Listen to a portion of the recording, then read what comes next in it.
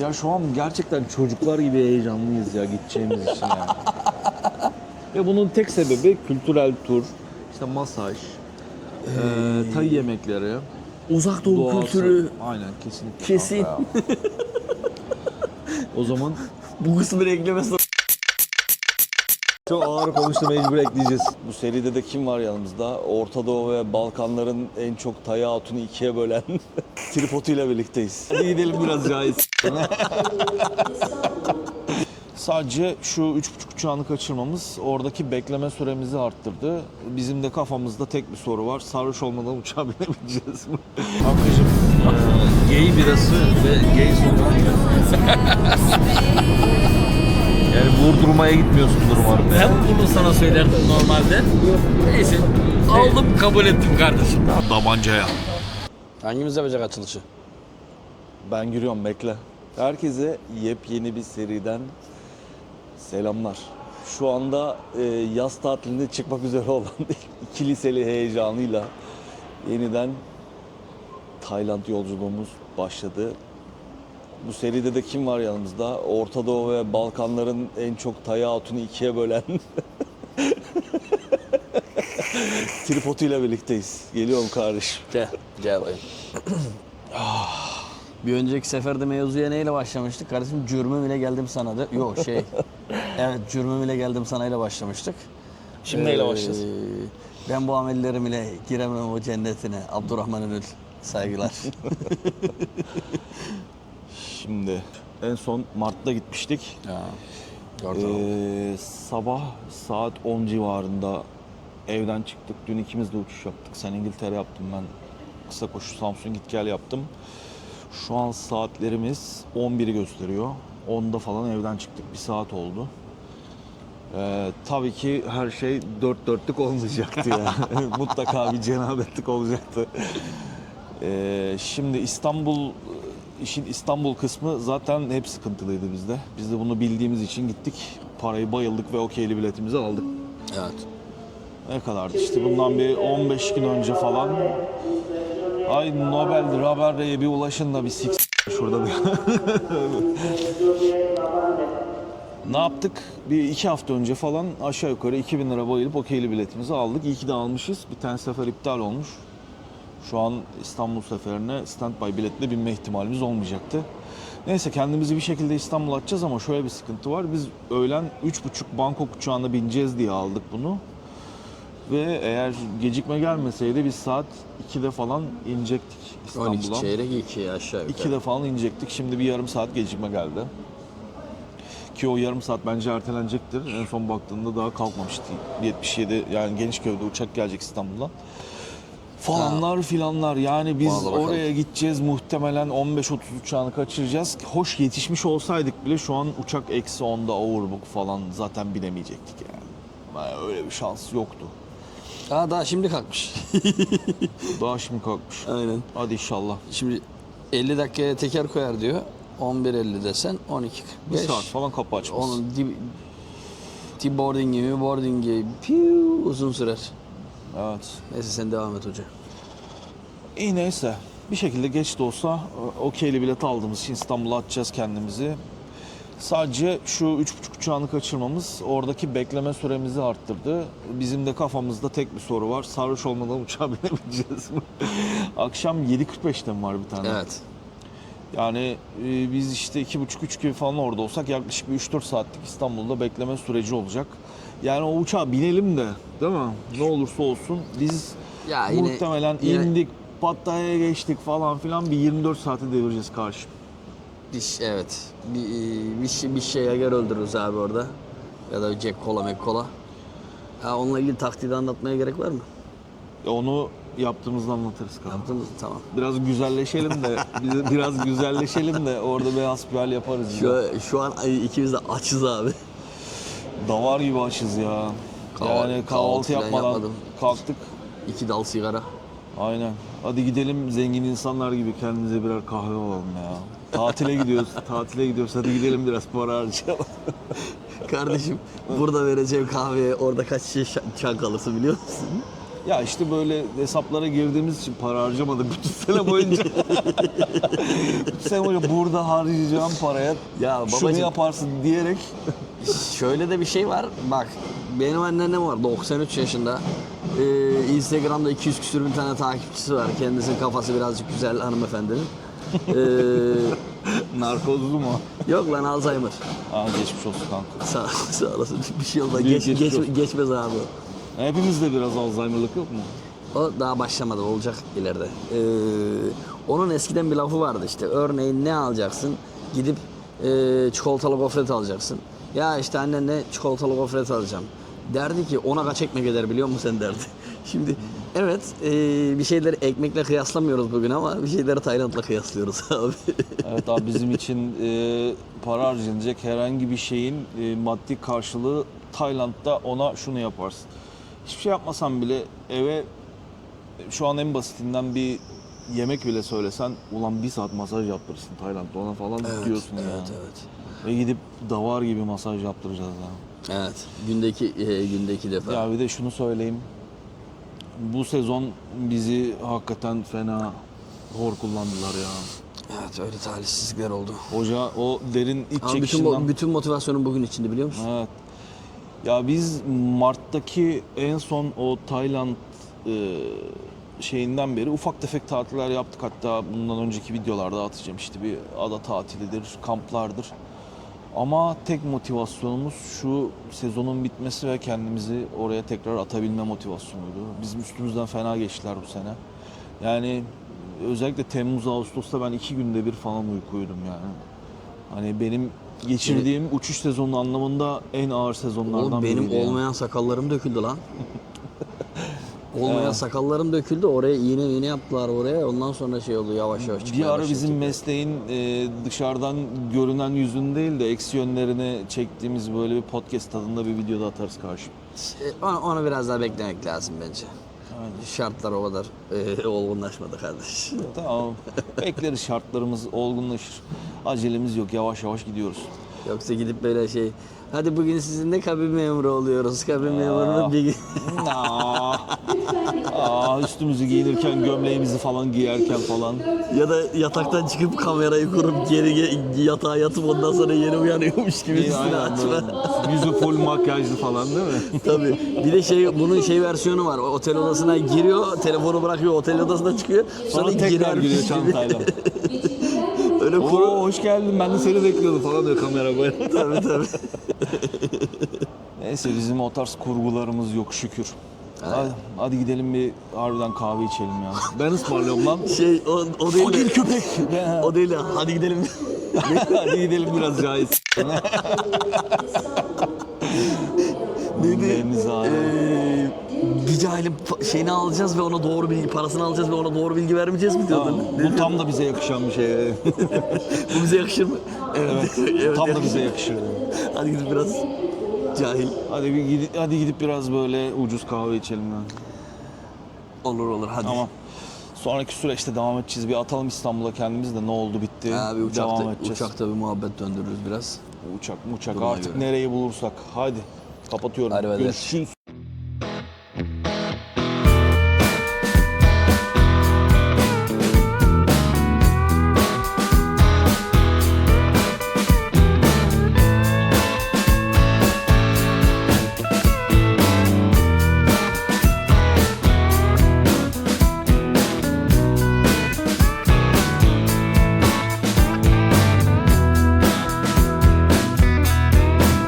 I hear you talking at work to the boys in the gym, talking at the bar till I walk in.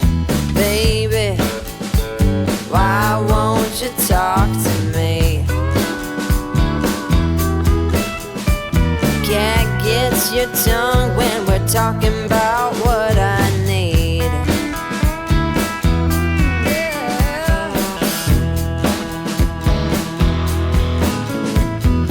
Say what you will at the Çek de ayağımıza dolanmasın ya. En son nerede kaldık? Kanka Antalya'dan Bir saat- video çekiyorduk aşağı yukarı. bir saat mi? Bir saatten daha fazla gecikme oldu. Evet. Ondan sonra İndik. Bu arada bu içtiğimiz şeyler hani McDonald's kolası falan gibi reklam değildir. Ha evet, onunla ilgili bilgi vereceğiz. Dur. Bir süreci anlatayım. Süreçte yoksun. Sürece gel. Olaylar yaşanırken hiç gıkın çıkmıyor, tamam mı? Süreçte hiç yoksun. Sonuçlar üzerine konuş. Sonuçlar üzerine herkes konuşur kardeşim. Süreçler üzerine konuş. Süreçte yoksun. Sürece gel. Şimdi bir saat 15 dakika aşağı yukarı gecikmeyle kalktık oradan. O yüzden normalde binmeye hedeflediğimiz uçağa yetişemedik. Ki yetişemediğimizde iyi olmuş. Ağzına kadar doluymuş çünkü bir boşla kapatmış. Aynen, bir boşla kapatmış. Sen binerdin, ben binerdim. Yani Kardeşim binmezdim ya. Vallahi binmezdim. Vallahi binerdim bence ya. Yok, bu uçuşu beklerdim. çünkü ondan sonraki gelişmeler senin binmeye gerektirecek delaletler. Sen binmek istemeseydin aynı Antep'teki maç misali olacaktı. Ben sana diyecektim ki kanka bin. Ki benim bir şeyim şansım çoğalsın. Aynen öyle. Devam Yani, et. ya şansla alakalı değil yani. Yok hani bir kişidir oğlum. Uçağın ağzına kadar doldu. Bu uçağın da bir boş olduğunu düşün. Evet. O zaman da mantıklı bir Ya işte yatırım böyle. olurdu. Biz erken gelebilmiş olsaydık işte diyorlar ki ucuza bilet alıyorsunuz şöyle yapıyor ama çok stresli. Yani geliyorsun binip binemeyeceğin belli değil falan filan. Neyse Bak zaten bir saniye yetişemiyorduk. araya şöyle bir girdi yapayım. Yap. Ben de bir soluklanayım. Bu stresi çekmemek istediğin için normal bilete verdiğimiz paranın 4 katını vermeye geri dönüşte sen kabil oldun. Ama ben Evet. ufakçı bir herifçi oğlu olduğum için Ufakçı dedim- bir herifçioğlu. Evet. Yeni bir deyim kazandı YouTube. İyi dinleyin. Ufakçı bir Ufakçı herifçi. bir herifçi olduğum için dedim ki bir gün önceden yoklamaya başlarız dönüşü. Ama dedim o parayı vermeyiz. Binemezsek ben sana hatırlatacağım bunları. bir biliyorsun saniye, değil bir mi? saniye. 15 bin lira falan para vermektense ben o paraya 15 bin liraya kaç tane çank biraz içeriz la? Anneannemin hesabı oldu yine. Üf. Bu hesaplara girmeye gerek yok da. 50 lira desen çanga. Ya 10 bin lira kafa başı fazla para verecektik ya. Tabii ki hayır. Tabii ki hayır. Çünkü fazla seçeneklerimiz var. Abu Dhabi üzerinden Etihad'la gelebiliriz. 3-4 bin lira farkla. Yine 10 saat beklemeyi göze alarak Oman Air'la daha önce de yaptığımız gibi O kadar beklememiştik ama yine güzel tek attık yani. o zaman 3 saat beklemiştik ama şu an 10 saatten fazla şey var. Ya Ama dönüşe bakarız. 10 Neyse, bin bir lira atalım vermek mi, kendimizi de. 10 saat mi? Arkadaşlar alt tarafta yorumlara yazın. 10 bin lira vermek mi o stresi yaşamadan? Yoksa alt tarafta şey yapma. Ya o stres dediğimiz de hani bir gün iki gün sonra dönersin ama sonuçta dönüşte bizim uçuşlarımız var. Döndükten sonra uçuşumuz olmazsa 20 gün daha beklerim yani. Her yani gün orada her gün kalırsın, standby orada beklerim. uzatırsın ya. Uzatabildiğin kadar uzatırsın. Zaten dönmek istediğimiz bir yer Çok viski değil. koymuşum oğlum bunun içine ben ya. Gerçekten dönmek istediğimiz bir yer değil. Aslında konuştuğumuz şey o değil yani. Biz de dönmek istemiyoruz. Neyse. Ah keşke. Attık bir şekilde kendimizi buraya. Ondan Tamam. sonra 19.45 değil mi? Şu an saat kaç? 18.15'te 18.15. uçan park pozisyonu belli olacaktı. Neyse bakarız birazdan 5 dakikaya. Aynen. Çünkü başka bir terminaldeyse ya da başka bir bloktaysa 20 dakika ya da 30 dakika falan sürüyor bizim yürümemiz. O yüzden Evet, çok büyük. İstanbul Havalimanı'nda gideceğiniz park pozisyonuna bakmak için en az yarım saat bir vakit ayırın arkadaşlar. Kesinlikle ya. Yani çok büyük olduğu için bir yerden bir yere ulaşmanız inanılmaz uzun sürüyor. Yol yaptık. Aynen, yol yürüyücüsü gibi yürüyorsun yani. Yol yaptık. Zümberat dağlarından geçerken tanrılara selam vererek gidiyorsun yani. Neyse. Evet. Ama unutuyoruz her seferinde. Geldik. Çekimdeki arkadaşlar sağ olsunlar yardımcı oldular. Yani yakın bir yerlerden verdiler bize. Hala aslında yani bineceğiz, koltuğumuz var. Ama son dakika bir gol yemezsek gidiyoruz. Bizden daha kıdemli ve başka şirketlerde hani Türk Hava Yolları'na daha yakın olan şirketlerde olan arkadaşlar varsa gelip bizim önümüze geçebiliyorlar. Hani bizim stres hususumuz bu. Evet. Ama ben öyle bir şeyin olacağını düşünmüyorum çünkü yanında ben varım kardeşim. Sen benle birlikteyken hangi uçağa binemedin onu da söyle. Kankacığım geldik. Sağ olsunlar çekimimizi yaptık. Çıktık, bir sigaramızı içtik. Ondan sonra formalarımızı aldık. Yeni sezon. Ne zamandır 4 küsür bin lira ve zaten masrafa soktu. Sinirliyim o konuda. Boş ver Hiç sinirli olman. Helal hoş olsun kulübümüze. kulübümüze. Kulübümüze. Aynen. Yani Galatasaray'ımıza... Biz de zaten bahis baronuyuz ya, o yüzden hani Ya bahis- çok paramız var. Ya çok paramız yok da ya. Nelere para harcamıyoruz kanka ya, boş ver. Ondan sonra Anasını- şeyden geçtik. Annesini seveyim. Ha, 100'er euro falan bir para verdik ona. Biraz daha fazla. Ki ondan sonra verdiğimiz yurt dışı çıkış harç pulu illeti, Anlatma. yani bugüne kadar harcadığım en boş para olabilir. Neyse, oraya girersek Silivri soğuk, havalar da Silivri soğuk. Silivri soğuk. Silivri soğuk. Çıktık. Ondan sonra Duty Free'den içkilerimizi alırken buradan da selam olsun. Benim asker arkadaşımla karşılaştık. Onu sen anlat kardeşim. Benim diyecek bir şeyim yok bu konuda. Ya Berkay Ve ya. saygı canım ve ciğerim. kaygı duyarız. Sürekli böyle sosyal medya üstünden konuştuğumuz böyle benim 14 yıl önce askerlik yaptığım arkadaşlarımdan biri. Ondan sonra güzel muhabbetimizi yaptık. Burada Duty Free'de çalışıyor bu arada. Aynen, Böyle burada. çok özet Aynen. geçtin ama. Burada Duty Free'de çalışıyor. Uğrarsanız yanına bizden selamımızı iletin yani. Ondan sonra aldık viskimizi. Bu sırada... bir kilo viski- böbrek aldık. Aynen. Şu bizim şeyi verelim değil mi ya, güzel sırrı? Ya abi şimdi Duty Free'den ne alırsanız alın herhangi bir dolabın içinde olmadığı için çiş gibi oluyor. Biz de gidip Evet, çok değerli. işte McDonald's'tan şuradan buradan böyle soğuk buzlu kolalar ya da işte soğuk sular ya da işte yanında buzlu bardaklar McDonald's'tan şuradan buradan alıp ondan sonra normalde tabii ki tavsiye ettiğimiz bir şey değil ama hani çok zorda kalırsanız yapabileceğiniz bir Zorda şey. kalırsanız değil abi. Mantıklı olan bir şeyden bahsediyorum.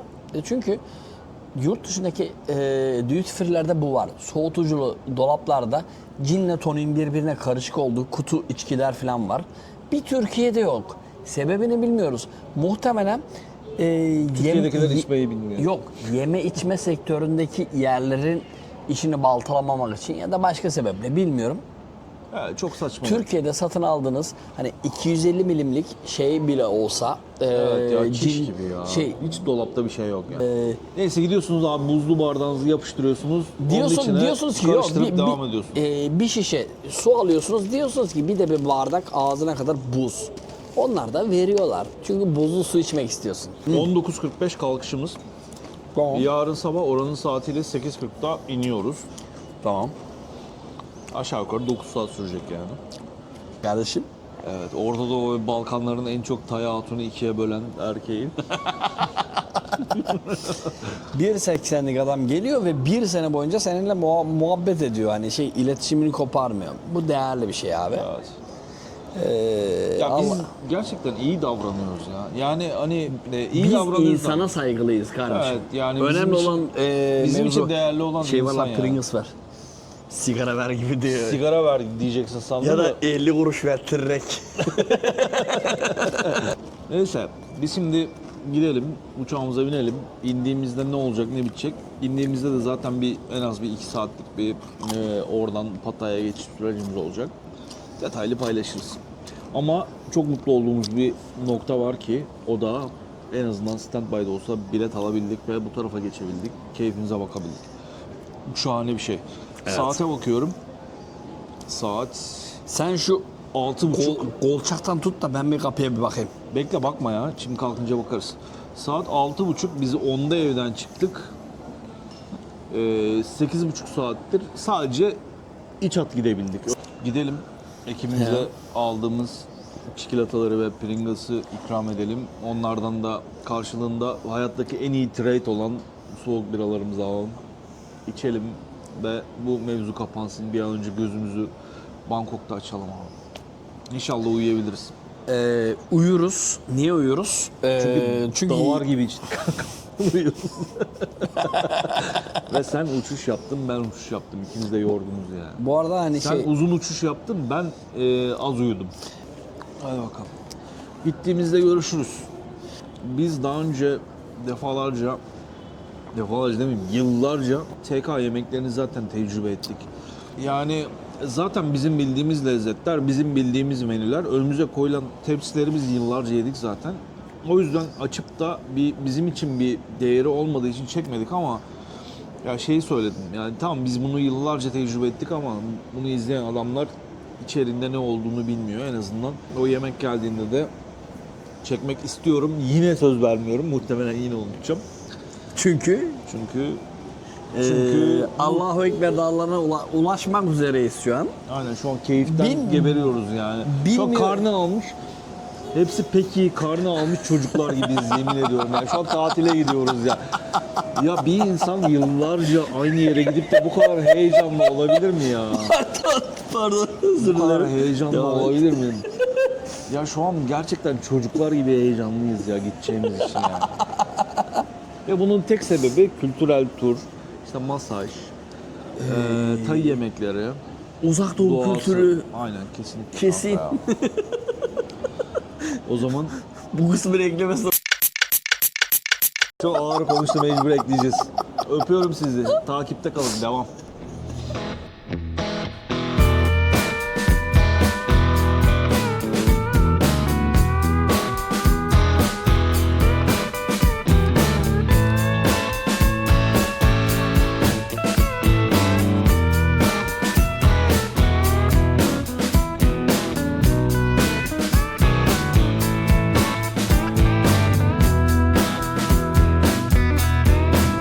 I hear you talking at work to the boys in the gym, talking at the bar till I walk in.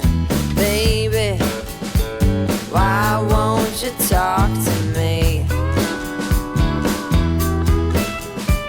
Can't get your tongue when we're talking about what I need.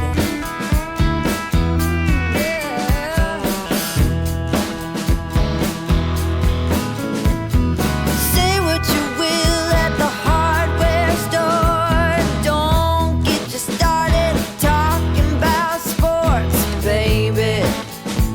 Why won't you talk to me?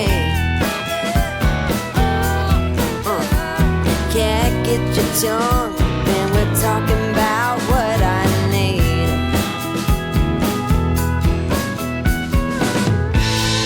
Think you're the silent type, but that ain't what I like. Kankacığım, gay birası ve gay sokağıyla. Yani vurdurmaya gitmiyorsundur umarım. Ben bunu sana söylerdim normalde. Neyse. Aldım kabul ettim kardeşim. Tamam, editler bende ya kanka. Aldım kabul ettim kardeşim. Bak sen sabaha kadar konuşsan ben onları atacağım yani. Biliyorum. Going on and on and on. Those fish here more than me. Cat gets your tongue when we're talking about what I need.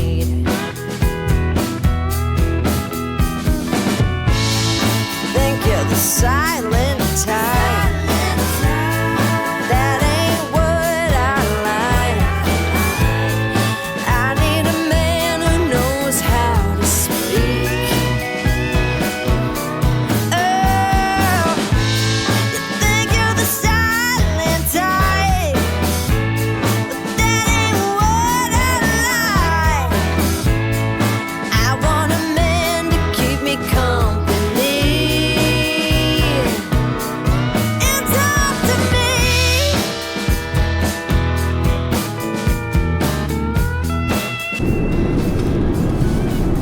Oğlum bir 4 saatliğine falan ölmüş olabiliriz. Ölmüş değil, kör olmuş olabiliriz diyeceksin. Kör olduk. Gözlerimiz açıldı. Börek ne yiyeceğim? Peynir var, zeytin var şurada. Ne bebek maması gibi bir şey var. Kurabiye var ya. Yani işte yiyoruz bir şeyler. Afiyet olsun kardeşim. Sonra da almak.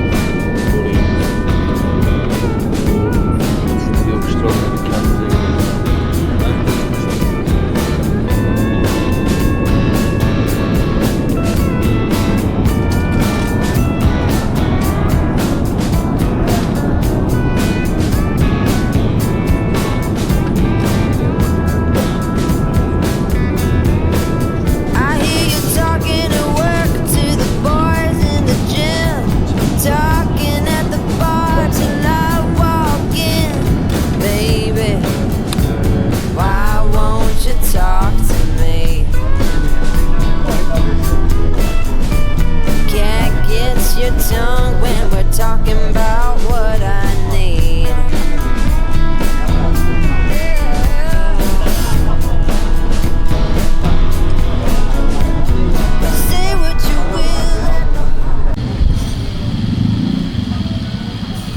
Allah kurtarsın.